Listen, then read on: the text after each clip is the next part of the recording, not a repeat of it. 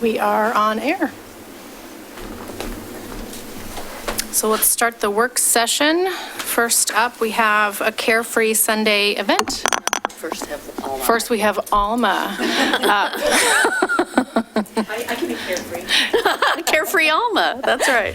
That's what I hear.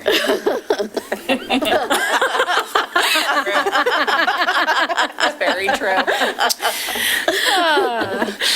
Alma. Well, we are taking just a little bit of time right now. We've just had a sort of an informal gathering where we're saying goodbye to Alma. She is moving on to a new position, doing probably pretty exciting work, and I'm very excited for you, but I'm also going to miss you very, very, very much. And that's all I'm going to say, because otherwise I won't make it. I won't be saying much either because I'm going to. Maybe you can just tell us, or the public who don't know, where you're going, and that we probably will be seeing you again. Yes, absolutely. So Thursday, June 6th is my last day, and I start my new adventure on June 11th with REACH Community Development Corporation, which is a local nonprofit that does affordable housing development and property management of affordable housing units. And with the passing of the bond, there is going to be a lot of work to do to increase the supply of housing for everyone. So yes, I get to lead that group and get those developments done. So. Yeah. And so the people who watch these meetings would know you for the housing work you do, because you're here frequently on housing issues, but your portfolio as community development director included a lot of other things, including sort of helping development of downtown, the wayfinding, and creation of the urban renewal district, and lots of things that your economic development work. I think that is something that, frankly, our community development directors before you didn't have, and I think it's a very important skill that we need in the city. So I hope we capture that. Hinting? Pardon? You're hinting? I'm hinting, yes.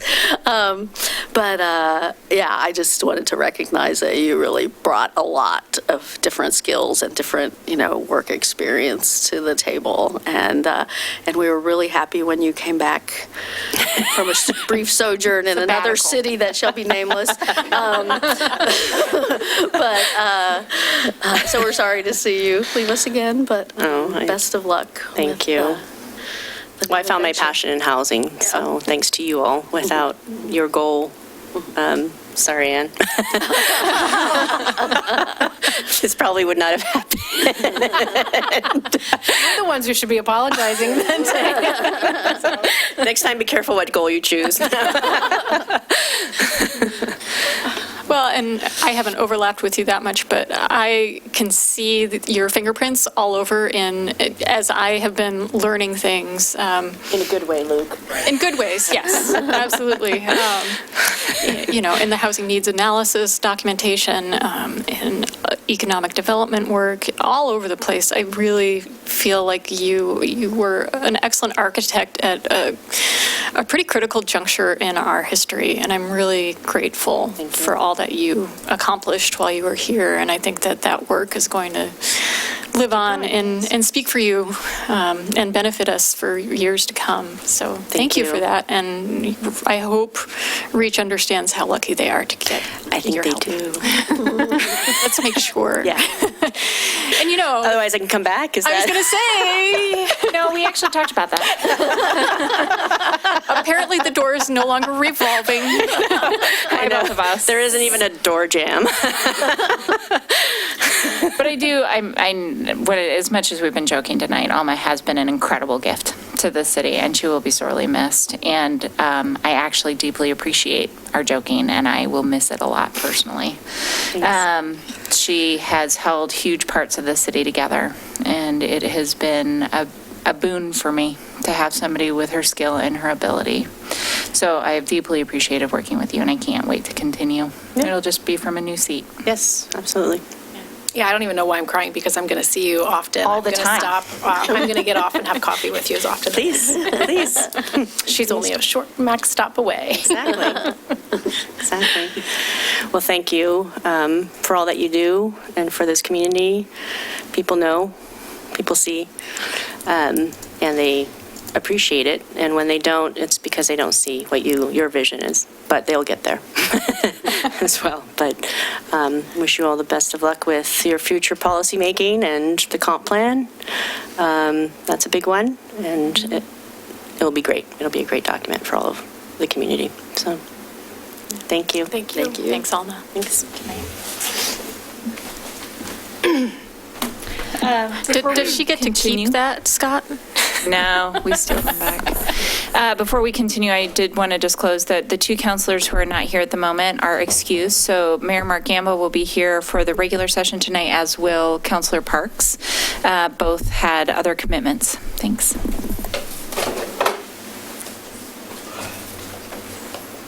So now we have the CAReFREE Sunday event update.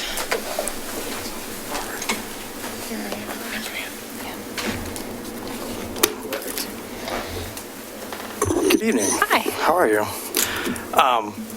Yes, I'm Jason Wax, the community event coordinator at the city, and I'm here tonight with Laura Kirk, who's been helping and working really hard on the CAReFREE Sunday event, and will be with us now through the rest of the summer.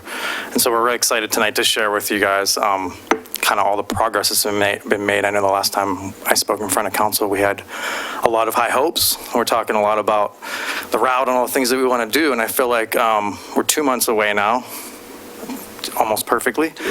And I think we're in a really good place. So just wanted to fill you in on exactly where we are and kind of where we're headed. So let me get this PowerPoint going here.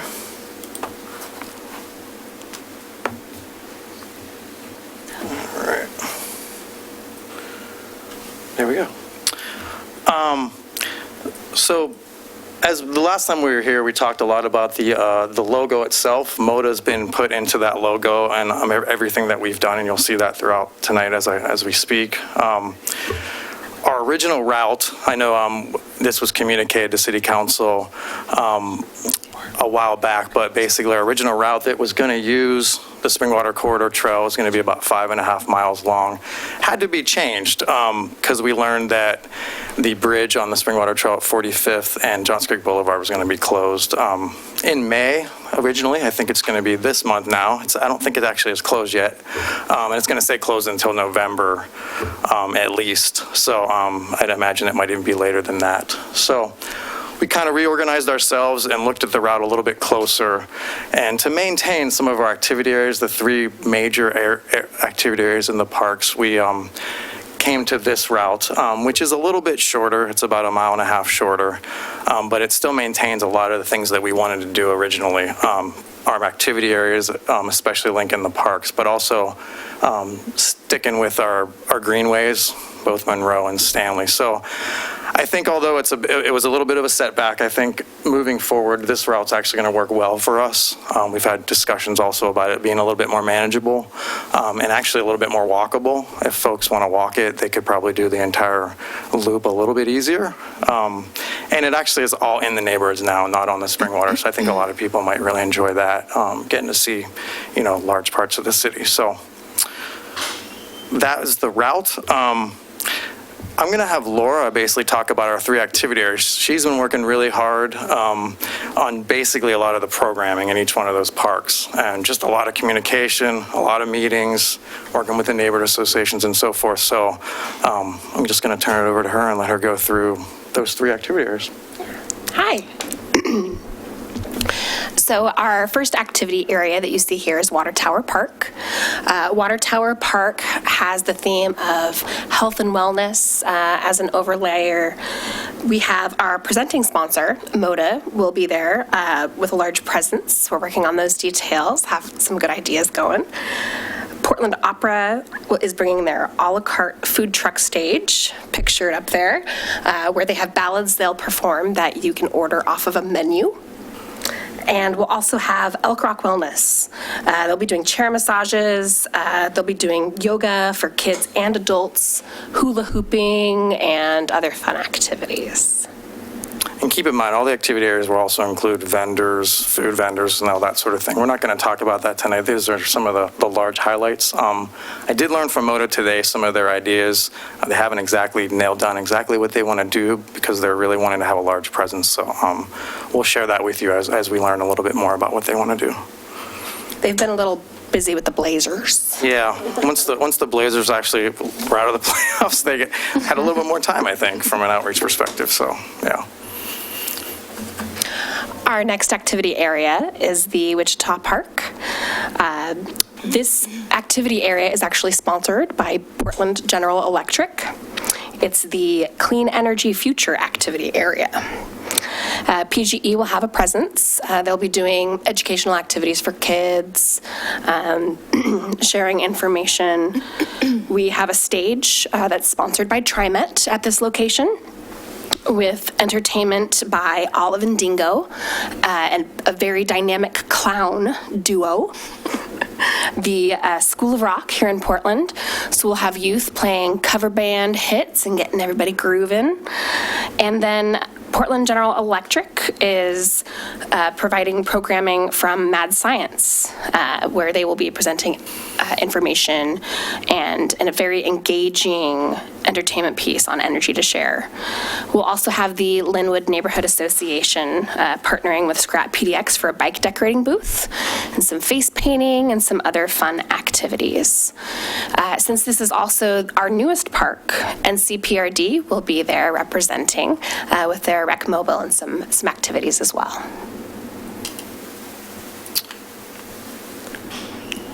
And we have Ball Michelle Park. The Llewellyn Neighborhood Association has really stepped up to help us program this park.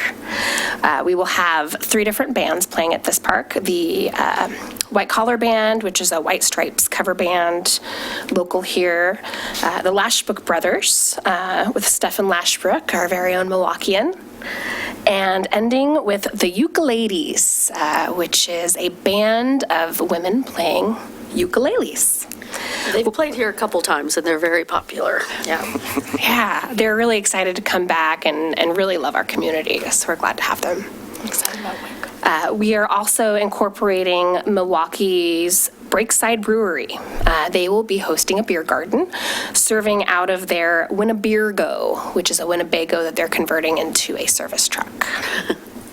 They are converting, or have they already, will this be a new venture for them? We're told we won't be the first event, but we will Okay. be one of the first where they will be Fun. unveiling this. Actually, that image there, summer road trip, is they're kind of asking folks, kind of getting out in social media, like, where do you want us to bring our Winnebago? Okay. So when we first talked to them, they started working on it, and they hope to have it done probably sometime this month, I think. Okay. I think it's a challenging, because they took an old Winnebago, and so they have to fix it in various ways to get it. Maybe we're glad we're not the Rolled first. Yeah, it'll be, the kinks will be worked out by the time it gets to us, hopefully. We have lots of other really neat highlights along the route. I think a really big testament to how involved and excited our community is about this event is Grace Point. Grace Point Church, when they heard about CAReFREE Sunday, they contacted us, asked us, how can we be a part? They are planning a free barbecue. They're going to have live music, bouncy houses, the only indoor restroom. And we'll also be putting our bicycle obstacle course over in their area. And they're rescheduling their services so that they happen Saturday evening and Sunday evening, so there's no conflict with our event during the day of Sunday. And yeah, this is just one of many, some of our neighbors and different community members that are excited about the event. They have a very great place along the route. I mean, it's a lot of cover, frontage to the Monroe, so it's a perfect place to have a lot of activities. So. We've been able to secure quite a bit of funding. We really want to make sure this event is sustainable, that it has some good foundation and room for growth. So along with our presenting sponsor, MODA, we've been able to secure 2 grants, one through Oregon's Mount Hood Territory, another through Metro. We also have a lot of our utilities and neighborhood sponsors stepping up with cash and also with trade to support our event. So there's a breakout of the different sponsorships and grants that have been secured so far. We're transitioning out of the fundraising portion of our event and really focusing more on the programming, and are really pleased with how successful we've been in securing these sponsors. Neighborhood sponsors include Bob's Red Mill. We've also got Missing Link, which is our Milwaukee bike shop. They'll be doing a bike repair station, and they're our official bike shop for the event. Breakside Brewery, and then the others listed there as well. It's been a fun process. This all has helped us learn a lot about just fundraising for the city in general and all the processes that we had to put into place to, contracts and make sure that these folks know exactly what they're getting for their donation. So that's been a really good learning process for us. And now I feel like we have a good foundation for that moving forward too. Well, and kudos for getting so many, and especially Bob's Red Mill, because we worked very hard on Bob's Red Mill when we did Sunday Parkways, and we did not succeed, so good for you for doing it. Yeah. It's been fun.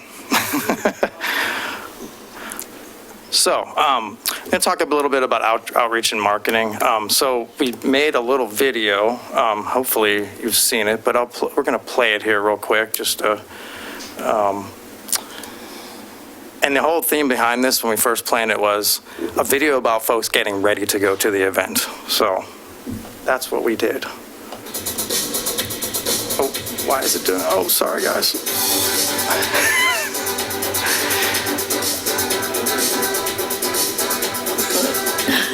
That's escape.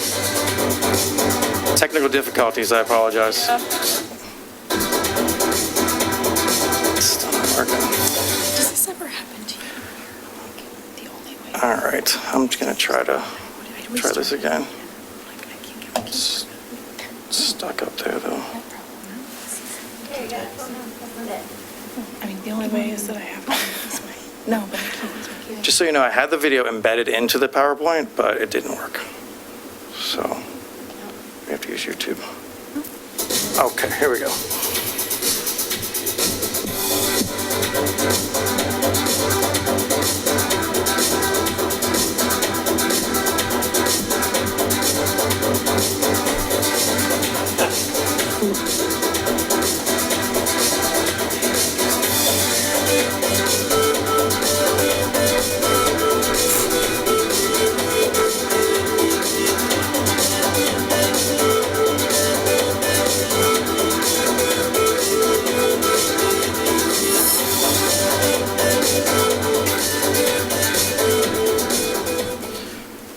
All right, we'll watch that again.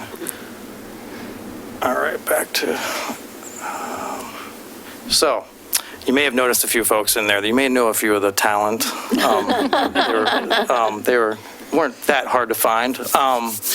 But thanks to everybody, if they're watching, for being a part of the video. It was a really fun experience, and I think we're planning on doing more. So I know that it takes a little bit of time and effort to put these things together, but we've already got 2,700 views, so it really does make an impact. So very excited about that. All right. So other things that we're in progress in marketing, you probably have seen it in the pilot since last 3 months, all the way up until the event. We'll be continuing to talk about vendors, volunteering, especially now until the event, and just trying to get more people to volunteer. Postcard handouts, that's the newest postcard we have. So there's copies that we'll be distributing around in different places. And then finally up there is the North Clackamas County Answer Guide. We have the center page with this particular event that looks like that, which will be distributed throughout the county. So hopefully that gets us some folks to the event that don't live in Milwaukee as well. And then some upcoming things that you'll be seeing, we're working really hard right now on an insert for the pilot. So it's a 4-page insert that'll be put into the July pilot. And generally what it'll look like is the center, when you open it up, it'll be a 2-page map with blowouts of each of the activity centers, like highlighting kind of when everything's happening, especially the music, so that people can plan for that. As you know, people just kind of come to this event whenever they can and do different parts of it, but we want to make sure people know exactly when the music is going to be on. And then in the back of it, we'll have a lot of information about volunteering. And then we'll get extra copies of that as well to distribute at the farmers market and lots of other places. We are going to have the digital billboard on 99E for a little while in July. To advertise the event like we did with Sunday Parkways. A postcard to all addresses along the route will be sent out in July. That postcard is primarily to notify folks that we're going to be shutting their street down for 5 hours on August 4th, and to let us know if they have any issues or concerns. But it's also to encourage them to come out into their yards, and if they're a business along the route, come outside and join the fun. So it'll be kind of the goals of that are multiple, but really it's notification. And then we're going to be doing door hangers as well, kind of leading up to the event, likely the 2 weeks prior, kind of a last, hey, the event's coming, try not to travel that much that day, but if you do, here's what you can expect. And then, of course, social media, website, encouraging our sponsors and partners to also, push out our communications as much as they can to their constituents. So, yeah. So in terms of the notice to the neighbors on the route, Yeah. Portland even did 3, I think, typically. And even with 3, Yeah. we still had people the day of that, what is this? And, Sure. pulling through the water tower, the 40th and Harvey, we had a whole little thing there. It might be good to also do some sort of lawn signs or something. Yeah. Week before, like reminder, next Sunday. Right. Just, We also learned from Portland that actually putting the little tiny barricades out on like the Friday prior yeah. can help, because people are like, why are all these barricades everywhere? And then they kind of get They kinda reminded, remember oh yeah, last that's year. coming up. But that is a good idea. I think we were actually thinking about doing sort of along the route, just A-frames, Yeah. event coming Sunday or something Yeah. like Yeah. that. It's a good idea. Yeah. Definitely we'll look at that, because I think it is a last reminder. I think people have it on their calendars or they think about it, but then as it sneaks up on them, Right. basically. Or they go out of town for the weekend and come back on Sunday wondering and there are what's people who happening. just don't read their mail, right? I mean, you think a door hanger, you have to actually physically, Yeah. it can't go into the recycling as fast as your mail, but We're hoping the pilot insert's helpful too, because, everyone will get that hopefully and Right. keep it and, put it on the fridge or whatever they might do with it. So hopefully that works anyways. And then the last thing I just want to mention was volunteers. We're working with Axiom Event Productions as our consultant, and they've been working hard to help us with our online presence. We kicked it off in April, and we've just been working internally with all the folks that we know, trying to push that information out. They've been sharing it with their group, which is really, really helpful to us, because they're involved with Sunday Parkways and a lot of events like this, and there's a lot of people out there that are just interested in helping. So I think we're going to be able to pull from their resources and locally to get us up to the 125 volunteers or so that we need. A lot of folks don't start signing up until we get a lot closer, so I don't have great numbers right now to tell you on who we have signed up, but a lot of interested organizations for sure, and individuals as well. So, So I've volunteered at the farmers market at the city booth and got a lot of excited feedback about this event and a lot of questions, and I think it might be useful to do a little additional push there for, hey, if you'd like to volunteer. sure. Because there were a number of Absolutely. folks who. maybe have a volunteer sign up. Yeah, or if you're interested, some way to take down their information. Like I remember I talked to a woman who lives on the route and she was excited about the event, but she, the way we talked, I thought, she might be interested in volunteering too. Yeah. So Was that Marcia? I didn't get her name. But she was thrilled. It's interesting because we have a lot of people are like, I want to volunteer, but I also really want to enjoy that day. So it's like well, you can do one shift and then, enjoy the rest of it. So that's kind of what I've been telling folks. And then it's a great opportunity for groups to get the word out about their groups, and what they do. So. Yeah, another thing to note is if there's organizations that can't quite afford the vendor fee and still want to have representation, volunteering is a great way to get your group out there by taking over one of the intersections. Groups that do that can put up signage, do handouts, and promote their own organization that way. So there's lots of different opportunities to be involved, and volunteering is a great one. Great. Definitely. I also wanted to thank Jordan Imlaw, who's been really helpful with all of the video, doing all of our outreach and doing it in a very unique way. That's our goal, is to kind of get this information out there and really look at the sort of multimodal aspects of the event and trying to push that a lot as well. So, yeah. That's all we have for our presentation. Do you have any other questions or comments, or? Is there any plan to have, like water filling stations? I mean, at Wichita Park, the fountain does that, right? Mm-hmm. So it's a way to, but, you can get just the little nozzles to put on the 5-gallon bottles so that people can fill their water. And I guess, it could be hot in August. And for sure. And it might be something to think about. Yeah. I know that all 3 of the parks do have water fountains, but that is an activity that we're especially encouraging our sponsors to do, along with misters and, just keeping people cool that day. Yeah, I heard Llewellyn was working on misters. They're clever with their mister construction over there. And like, I know, like Rotary gave away bottled water one year, and but I mean, to the extent we can make it possible for people to refill their bottles without, definitely more plastic waste. bottles. Yeah. A lot of the people on bikes, would prefer to refill instead of carry a plastic bottle for sure. Yeah. We'll definitely try our best to do that, and we definitely wanted at least one mister at every single activities center. So we're planning for it to be hot. Hopefully, it's not too hot. Yeah. My goal is that it's perfectly 80 degrees or 80 so, to 85. something like that, and not Working windy. on that now, right? Right. Thank you.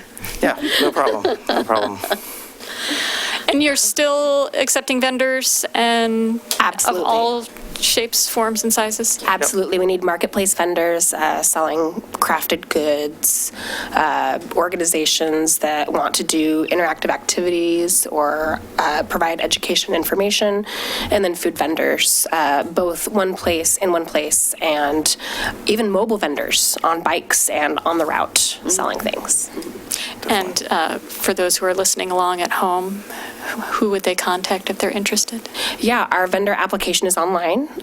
So if you go to milwaukeeoregon.gov/events, you can find the CAReFREE Sunday website there, and a quick link to the vendors and a fillable application.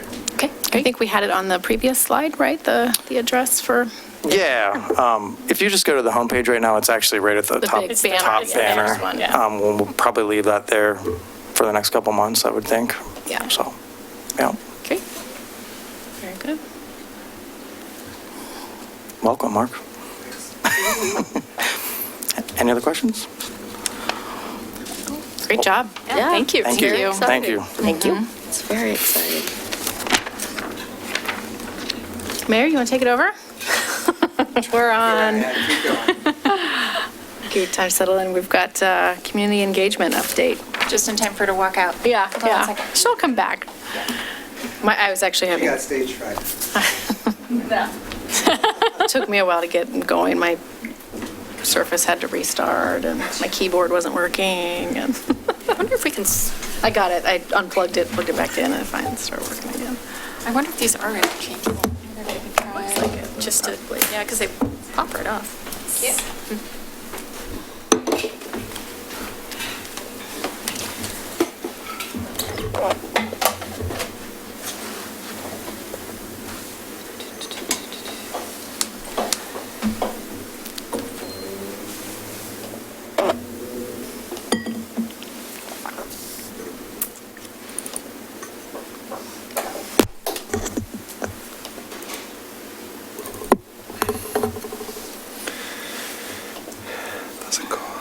great. Yeah, you're gonna have to make room. You may need to like shut mine down because it's like, go away. Oh. Well, it did, right? I'm up there. Oh, okay. Yeah, I'm good. Good. Okay. Kelly Briggs, hi, Assistant City Manager, and I'm here to check in with you all about the community engagement goal. So this is still, I would say, somewhat skeletal and a little rough, and the purposes of today is just to kind of tell you where I'm at in terms of the construction of it and provide plenty of opportunity for y'all to give me feedback on if I'm right track, wrong track, kind of where we're headed with this. So we'll start off, if I can get to it, why won't you advance that way? So essentially my thesis statement for this goal is that Milwaukee actually does, as you just saw, we do engagement pretty well. And in fact, we have, in what I've experienced in my 1.5 years, some of the most engaged people I've probably ever met in government. We have amazing turnout at public meetings and a lot of folks that are really active and engaged in what we do. And so one of my top line, I guess, underpinning pieces of this goal is don't break that, right? Let's make sure we keep that interest and engagement as high as we can. But also know that we have work to do if we really want to achieve the vision that you all set forth in the adopted community vision for the city, which I have up there. And also there was a lot of time and work put into discussing engagement and community engagement as a part of the comp plan, and additional goals were set forth in that draft document that we need to aspire to as well. And then I have IAP2 there as kind of the third component here, which is, I'll talk a lot about it, but it's kind of a readily accepted standard or baseline for what good engagement looks like. And so the other component here is standardization, I guess, for lack of a better term, and how we make sure that regardless of whether we're talking about our urban forestry plan, our comp plan, SAFE, COHO, we sort of have a standard set of expectations that we're holding ourselves to in terms of engagement. And so my recommendation is that we look to IAP2 to help us to standardize those things.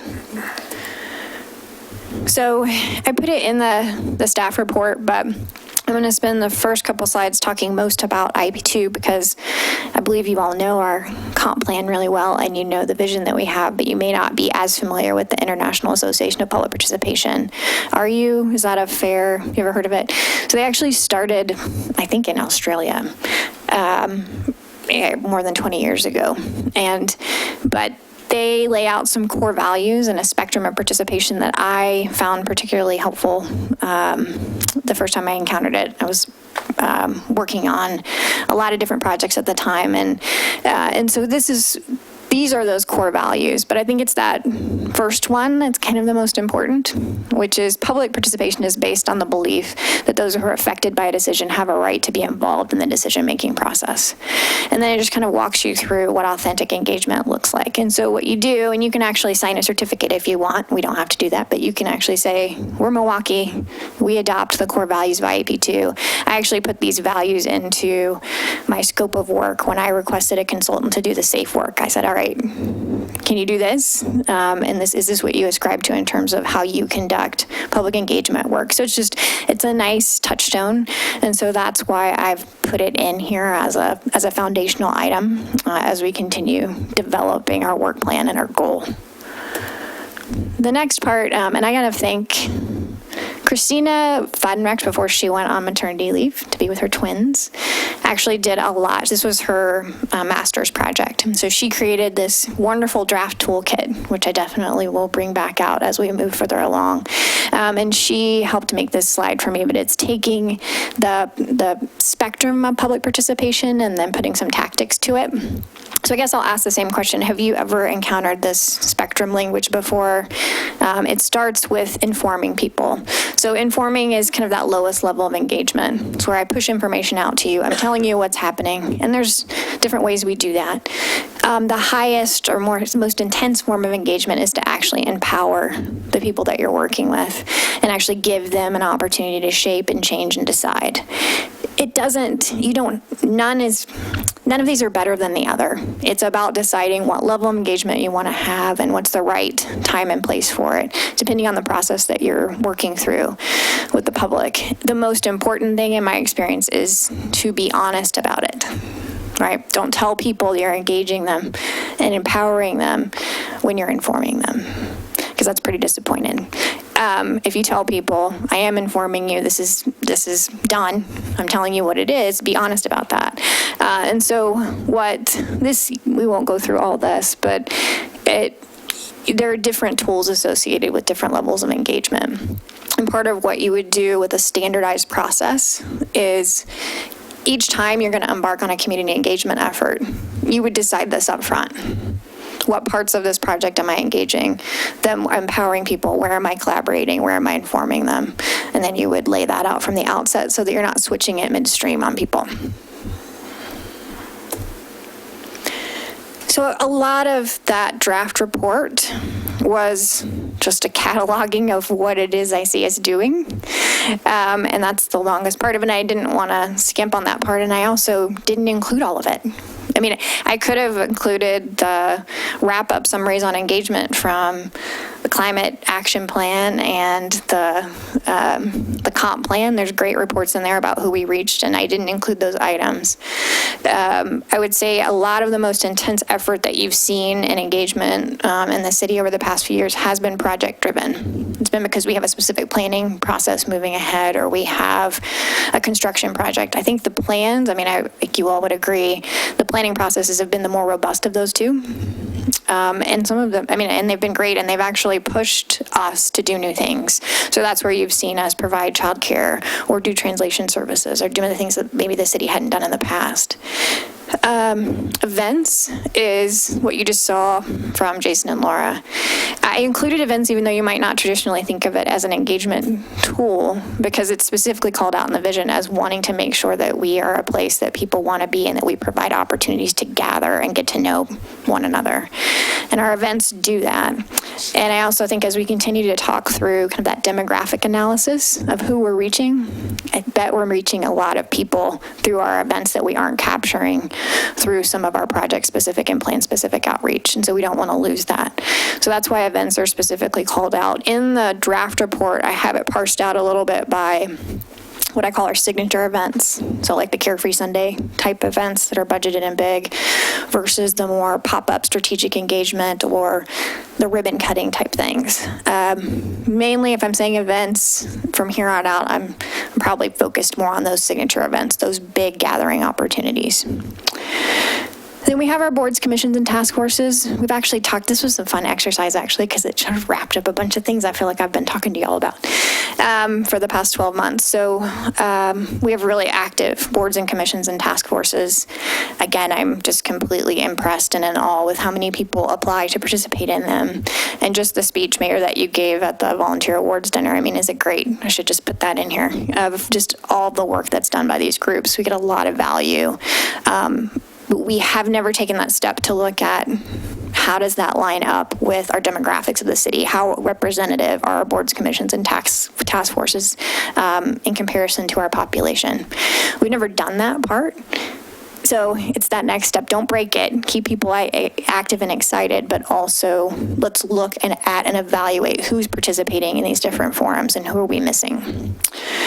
NDAs, kind of the same story, I think, as the boards, commissions, and task forces. Really active, a lot of great work. In many cases, our NDAs are bringing and providing those community gathering opportunities. The summer concerts are a perfect example of that, where what better way to get to know your neighbors and learn what it means to be in your neighborhood than to come out in the summer and hang out. And we get that through the NDAs, which is great. More on that informed spectrum, I put our communication platforms in here. I won't spend a lot of time on those other than to say it's a lot of it's working well, but I think we also need a plan here. When we talk about engagement, we need both a communication and an engagement plan. So we know what tool we're using and why and who it's reaching. We have been asked in the past about engaging on Nextdoor. And so I did, as a part of this, just blast out to the city managers and association and say, who's using this and is it working? I actually did get pretty positive feedback from that in terms of pushing information out. As an informing platform, it's pretty good. And there is some targeted engagement that you can do, but it's for government, it's mainly just a way to get the word out, more so than like a Facebook where you might actually get a question and kind of go back and forth and respond. That last one is kind of my catch-all, additional volunteer opportunities. We have a lot of those too. So Adopt a Road is one that happens quite often. And so I included just a laundry list of all that as well. So this is just me listing all the things that we do. You can't read this. And we're not asking. And I don't want you to. But how do I want to describe this? Everything that's not italicized, we're doing in some way. Those italicized, bits at the bottom, like Spanish language TV, web-based meetings, there's some things that we could be doing. I have Nextdoor as an italicized option. So this is me just showing you again, we do a lot. We have a lot of tools, and we actually have a lot of staff that's good at using a lot of tools. What I'm asking us to consider doing now is just taking a step back and saying, who are we doing it to? And are we consistent? Are we using these tools? Do we know when we're using them and why? And is it pretty much the same feeling? Do you feel like you get the same level of care from us across different departments? So this is what I draft. This is where I need real feedback too. Not that I didn't want it before, but the draft goal statement that I put forward is that we want to provide community-wide, consistent, and meaningful opportunities for residents to engage with their community and in city work. And the three overarching strategies that I'm recommending is that we do an evaluation of what we do now. So we see who we're talking to and how we're reaching people and how that compares to the demographics of our community. Are we missing people? And that we standardize and enhance outreach based on the IAP2 principles. And then that last one is supporting the signature events. And I wanted to call that out specifically because that's part of the genesis of how we ended up here, was looking at some of the fact that we had these large events. And in some cases, they were outstripping existing capacity, but we knew we wanted to maintain them and to grow them. And so I've called out events specifically. So before I move into the kind of the tactics that and they're all draft tactics that fall under this, do you have feedback for me on all of this so far? Well, I have a question. Yeah. And I don't know if it might lead to some feedback, I guess. So it came up in visioning. I know it's come up with CPAC, the idea of a standing diversity, equity, inclusion committee. And so my question with that in mind is the evaluation. Who is going to evaluate the existing? I mean, if it's currently us and we're doing what we do and we don't know what we don't know, are we really the best people to evaluate it? I think we haven't figured it out yet. Usually good evaluations external, at least in some capacity. We do have folks, I mentioned Christina before, who'd been doing some work. We have some internal resources that I think could help cobble together the data that an external person would need. But I do see a PSU. I see someone outside of us taking all of that and crunching the numbers and looking at the kind of best practices information that's out there and giving us almost like a report card or feedback that says, hey, you're really good here, you're missing it here.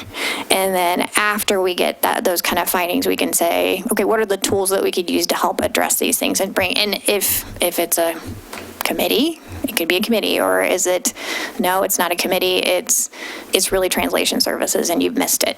You were supposed to be getting, to these folks, but you're not communicating with them or reaching them in a way that's accessible to them.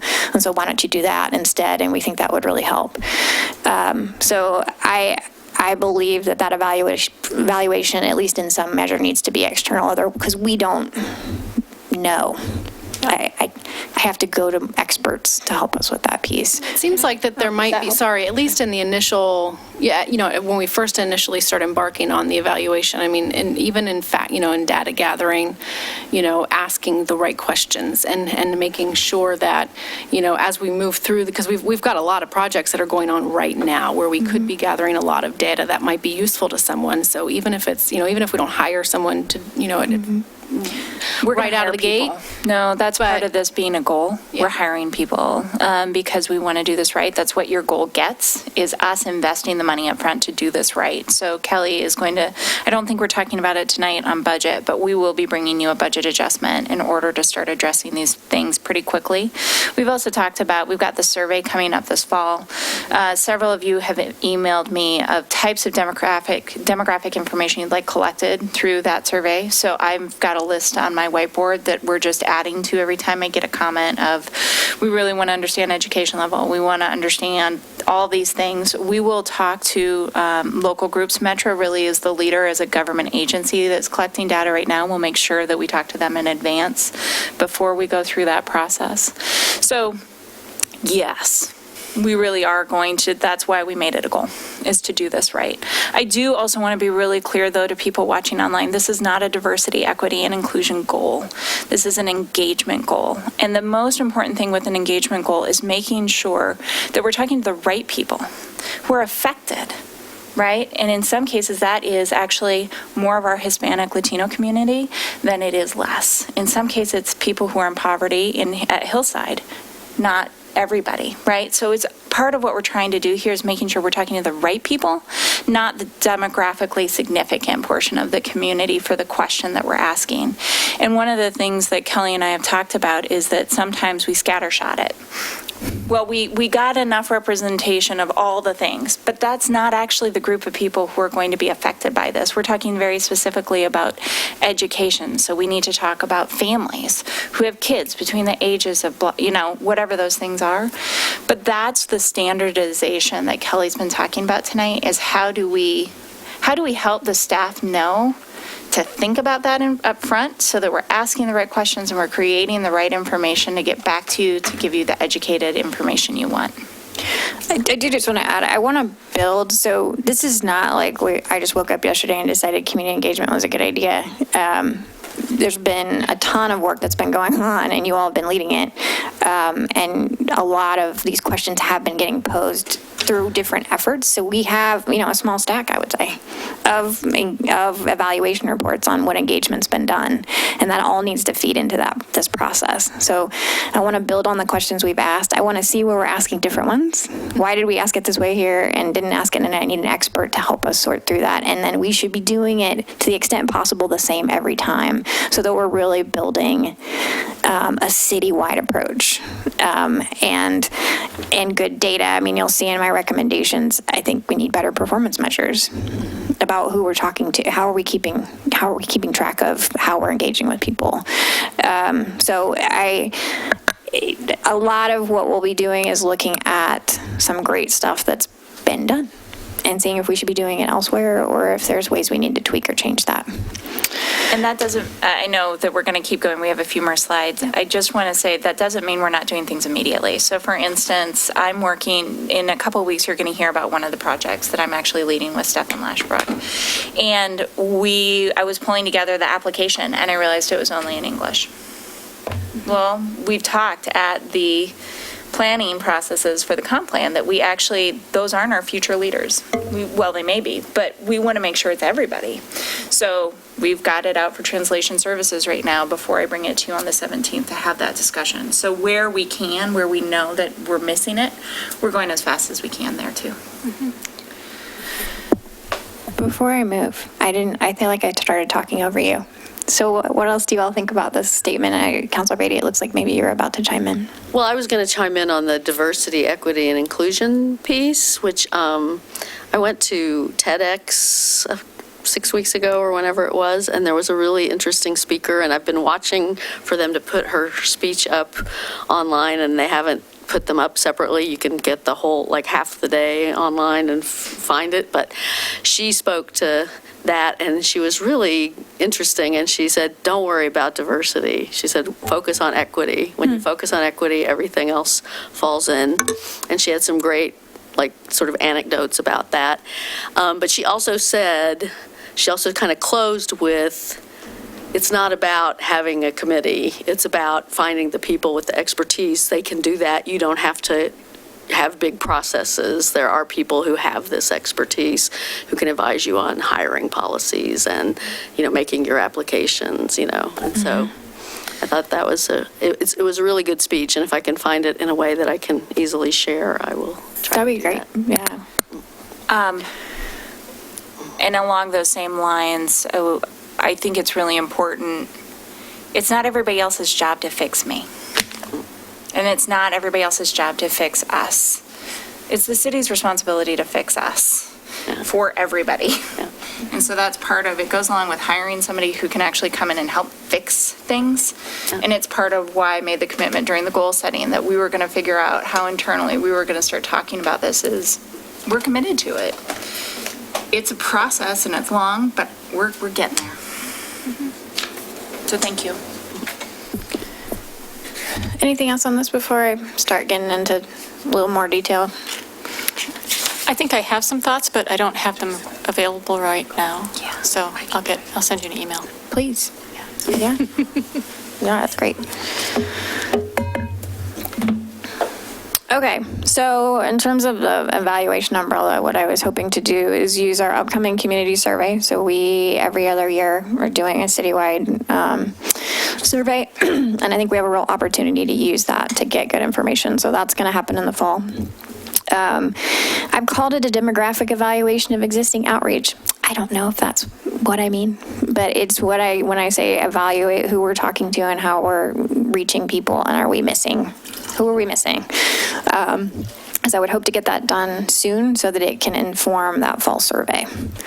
And then I have a report on NDA grant fund usage. Really, that's kind of been in the pipeline of just where are we using those funds to create community and where are we being spent. It's kind of an activity that we probably needed to do anyway. I just wanted to take a look at that since that's a way we invest resource right now.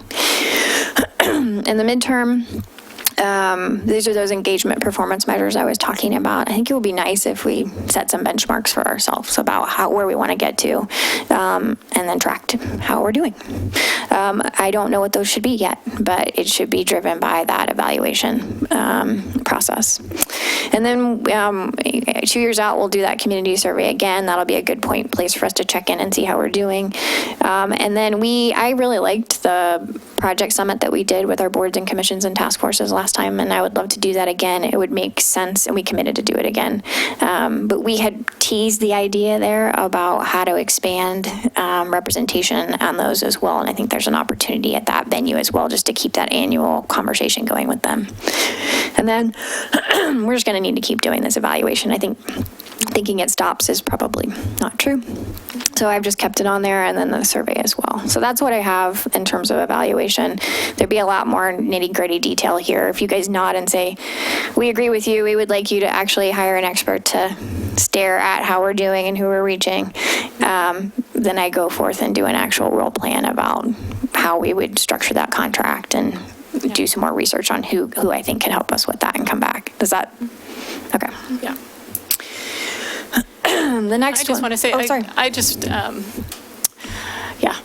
It's a really important, valuable, useful thing for us to do that, and I really appreciate that you've got the long-term goal in there, because it's easy for a community to get into a pattern of being really engaged and for that to slip away. Mm-hmm. So I think an attentiveness to it and staff training and figuring out multiple ways to keep that energy going and that vibrancy present is really, really key in the long run.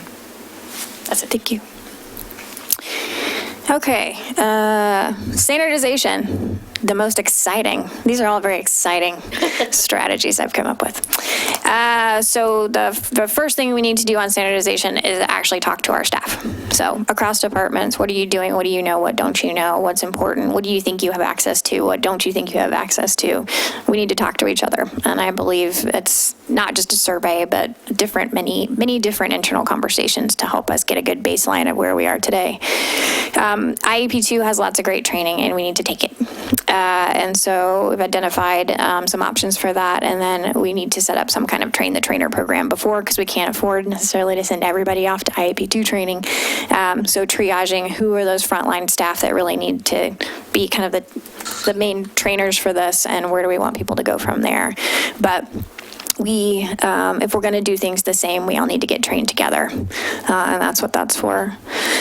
I really want standard contract language, so that if you're going to go out and get an public engagement consultant, that we're all working off those same values, the same rules, the same standards, so that whether it's JLA or enviro issues or whoever else, that we know we have the same set of expectations for that. Like I said, I think it's actually been working really well absent that, but why not? Why not just all make sure that it's the same? And then this is what Anne had talked about that she's already got underway and is working with Stefan on, which is developing a community leadership program. I have this in standardization. I don't know that it's exactly the right place that it lives, but it's where I put it for now because it's a great idea. It's mainly just making sure that we have a steady stream and diverse stream of people that want to help us build our community. In the midterm, we have talked we've talked through setting up something so right now, engagement just falls under the city manager's office, the city manager's team. And it sort of undervalues it in some ways, not that Anne's not really important. She is quite important, but it doesn't really say what they do.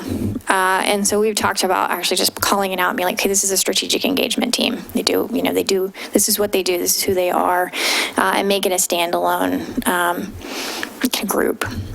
The staff-led training, I put it in midterm just because I think people have to get trained before they can train other people. That's going to take a little bit of time. I think we need an actual citywide engagement and communication plan. I don't want to over-plan it, but again, getting to those, we've decided we're using IEP2. This is what this means to us. This is our taking all of this information and putting it actually down into a real schedule, I think is helpful. Establish on-call contract engagement services. So there are things that we should almost always, when we can, ask someone else to come do. Facilitation is a pretty important one. We should make sure we have facilitation services that people can use when they need them to have. We know we're going to have tough conversations because we're going through a lot of transformative change in this city. So let's set it up and make it so that our staff and folks in the city have access to that when they need it. And what are the other on-call services that would make a lot of sense? Can we just go ahead and get that set so that we're not losing time? And then we have, ready access to those services.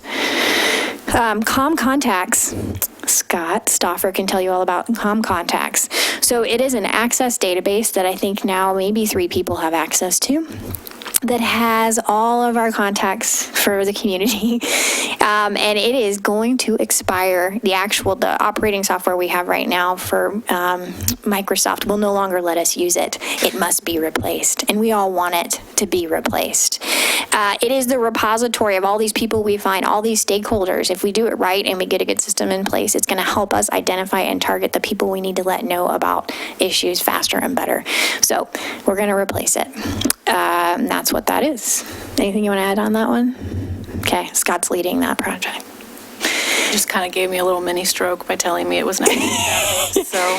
Oh yeah, no, we should all. I think she's overstating that it's on 3 people's computers. Like it's one at a time. It's 2. Yeah, we're keeping systems literally going right now so that we don't lose access to it until we can replace it. But we have people not on city systems for that. It's bad. It has to get replaced. And so we're doing that. I should put it in near term, really, let's be honest. I'm going to move it over. Yeah, tomorrow. But I will say one of the things I've been most impressed with TriMet over the years, and if you've ever worked with TriMet on a project, they do outreach pretty darn well. They they don't let go of their stakeholder database. They hire consultants to help them, but they keep that and they carry it from project to project to project, and they know where people are and they talk to them about it. It's gold, right? So it's worth it for our time to make sure that we have a good system that's where we can pull lists from to let people know what's going on. So that's what that is. Okay. Events. So this is kind of what kicked off the conversation, I think, post-solstice, just thinking like, oh gosh, that's 5,000 people. We probably need more police. And so this is kind of in the near term. We know we're going to have that again. We know that we need to make sure that it's fun and accessible and everybody has a great time, but that if we need some police there to help us with traffic control, that we actually budget for that. So that's what that is. Jason and Jordan have done a great job stealing trucks from Public Works, but not stealing. That's a great borrowing trucks from Public Works, but they've never really had a vehicle to use, and so we've talked about just getting a little, nothing fancy, but just a little like minivan type thing that you can put events materials in. It's become increasingly more needed just because we have no storage. We lost the bay. Everything's under construction. And so we'd have fewer and fewer places to actually put materials for events. And so that's what that is. I hope you saw in the presentation with CAReFREE Sundays what we can do when I have someone who can just think about an event. Laura came to us from she worked on the Bite, she worked on the Rose Festival, and she's wonderful. And she could focus on like, okay, what I want to do with sponsors and vendors. And it's been great. And I think it's helping us make that event sustainable into the future. We put that through as a part of the cost of that event, knowing that we didn't have that system in place. We needed to fund some temporary staff time. So that's how we're doing that right now. This is me saying that if you want to do it all and you want great high quality events and you want to be top notch in engagement, you gotta parse that out a little bit. Because right now what happens is we lose our engagement team to events. A few times a year. They go whole into the event cycle. I think if you talk to anybody November and December, for example, there's not going to be an NDA training or, somebody that can help you work through your community outreach plan if you're going to be pulling something together during that time. They got to do Umbrella Parade and Solstice and a bunch of other things. So that's where I'm saying if you could help support the events, you actually free up capacity and the other staff to do engagement well. Refined City Signature Events program to ensure focus and quality. I think this is just, we don't really call them that. We don't really call them our city signature events, and maybe we should. How do we want to talk about that? Are there different levels of events? How do we want to support them? How do we want to grow them? But the sense I get is people like them, and they like to keep them going and keep them fresh. And so that's all that's intended to cover. And then my long-term, again, we just need to keep checking in to see how we're doing. So that's kind of my freebie in each of the long-term columns. That's it. What do you think? How far off base am I?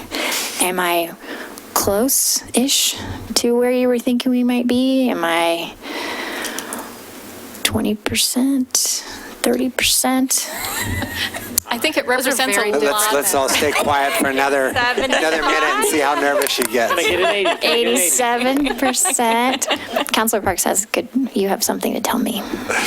I think it's much more comprehensive than I ever imagined it could be. And when I read it over the weekend, read the staff report, I was amazed that it was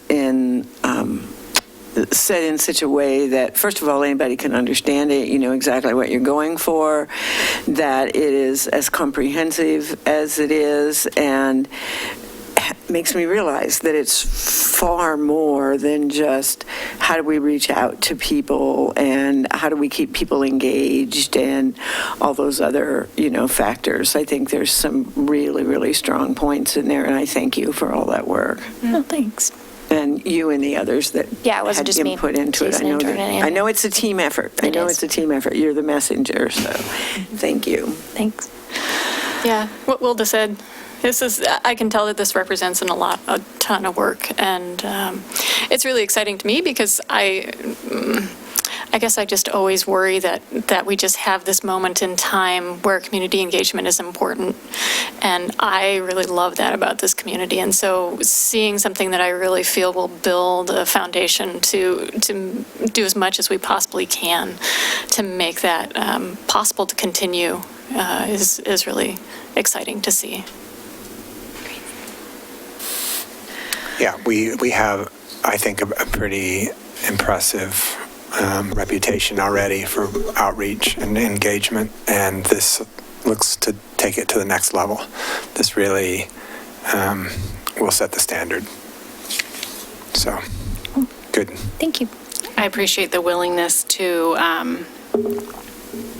not despite that, but with that, to also be really open and self-reflective, as a city, Big C, and say, how can we do better? We know we're already doing okay.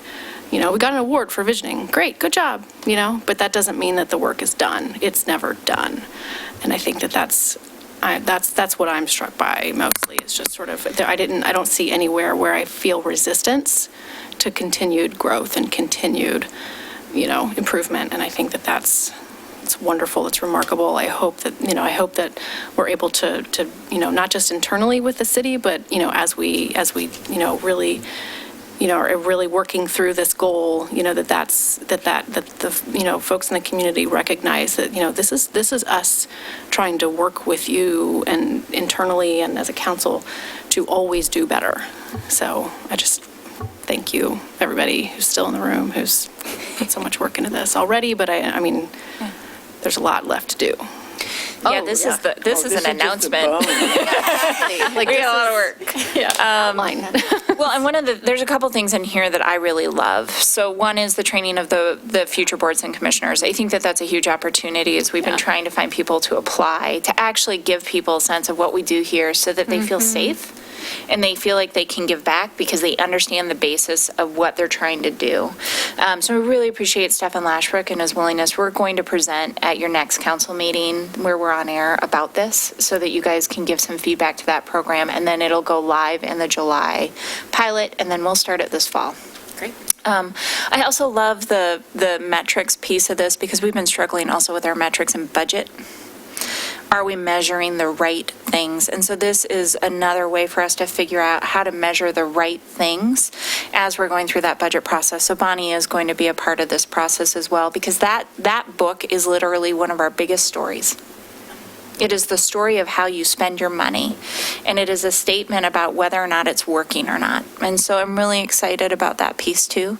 But Kelly has taken this and run with it, and I know she's given a lot of credit to a lot of people, but she has spent several versions sitting at her desk figuring this out, and I deeply appreciate it.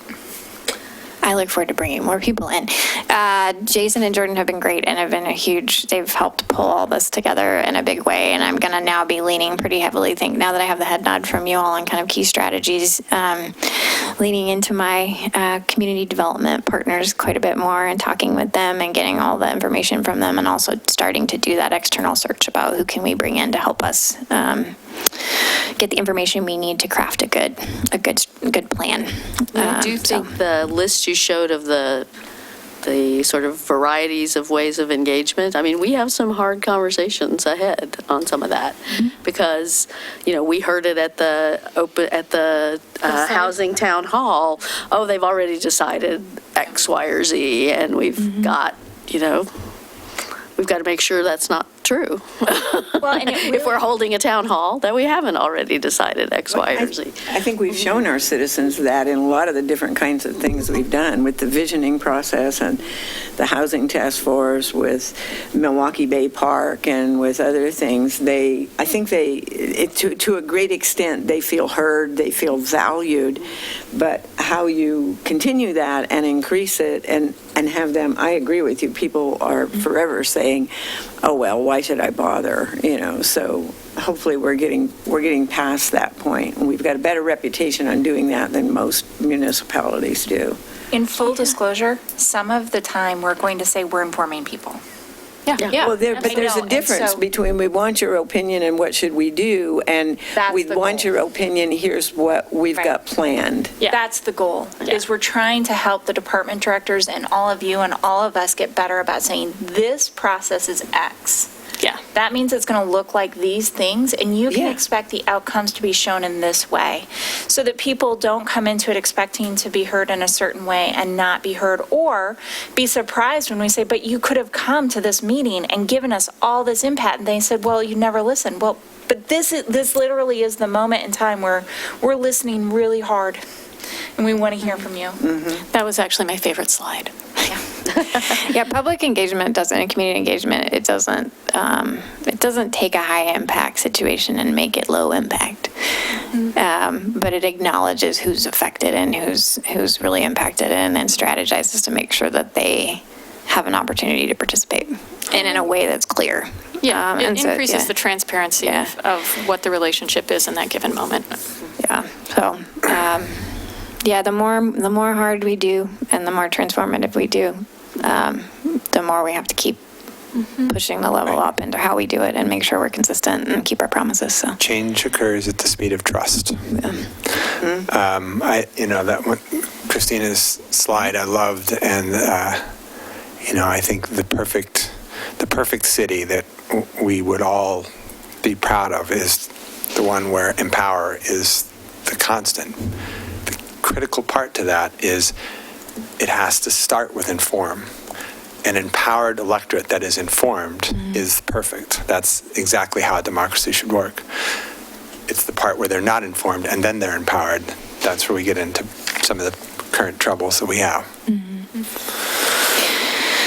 Well, thank you all very much. I feel better now to proceed to the next few steps and to also bring some other folks in here to help resource this better to get kind of more details out. So, Can I thank you. bring you a nitpicky point, which I promised Anne I Please. would bring up, which is a semantic thing Yeah. about what we call meetings. Okay. So we call some things town halls, we call some things open houses. To me, an open house is what they had at Hillside the other night, which is you can come anytime in this window. You're going to see the same things at any time in that window. There's no speaker. But we have used the term open house when we've had a speaker, and then you come at the end of the window and you find out you've missed a speaker. Okay. So I think we just need to be more clear and really only use open house if it's an open house. And if there's a Yeah. speaker, it's somehow captioned as something different. I'm going to take you as one of the primary advocates for standardization. But no, I agree. I think absolutely if you're going to invite people to something, they have to understand what it is. And so if we're using terms interchangeably, which I wouldn't doubt I do it myself, and that's confusing the public and making it a barrier to engage, we need to fix that. Yeah. Okay, thanks. Okay, I think I'm done. Thanks, guys. Thank you, Kelly. We need to, okay, so we will adjourn the work session and go into executive session. Upon adjournment of the work session, council will meet in executive session pursuant to Oregon Revised Statute ORS 192.6602E to deliberate with persons designated by the governing body to negotiate real property transaction, and H, to consult with counsel concerning legal rights and duties regarding current litigation or litigation likely to be filed. Okay, we are adjourned. Thanks.